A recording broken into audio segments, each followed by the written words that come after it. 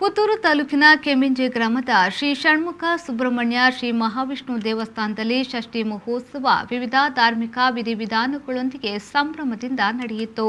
ಷಷ್ಠಿ ಮಹೋತ್ಸವದ ಅಂಗವಾಗಿ ಬೆಳಗ್ಗೆ 8 ಗಂಟೆಗೆ ಕೆಮ್ಮಿಂಜೆ ನಾಗೇಶ ತಂತ್ರಿಗಳ ನೇತೃತ್ವದಲ್ಲಿ ಶ್ರೀದೇವರ ಬಲಿ ಹೊರಟು ಷಷ್ಠಿ ಮಹೋತ್ಸವ, ಪಲ್ಲಕ್ಕಿ ಉತ್ಸವ, ದರ್ಶನ ಬಲಿ, ಬಟ್ಟಲು ಕಾಣಿಕೆ, ಪ್ರಸಾದ ವಿತರಣೆ, ಮಧ್ಯಾಹ್ನ 11ರಿಂದ ಮಹಾಪೂಜೆ, ಪ್ರಸಾದ ನಡೆದು ಬಳಿಕ ಸುಮಾರು 5,000ಕ್ಕೂ ಅಧಿಕ ಮಂದಿಗೆ ಅನ್ನ ಸಂತರ್ಪಣೆ ಜರುಗಿತು.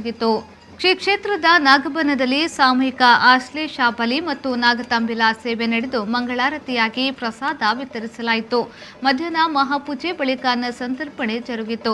ರಾತ್ರಿ 7ರಿಂದ ಮಹಾಪೂಜೆ, ಶ್ರೀದೇವರ ಬಲಿ ಹೊರಟು ಪಂಚಮಿ ಉತ್ಸವ, ಪಲ್ಲಕ್ಕಿ ಉತ್ಸವ, ಕಟ್ಟೆ ಪೂಜೆಗಳು ಜರುಗಿದವು.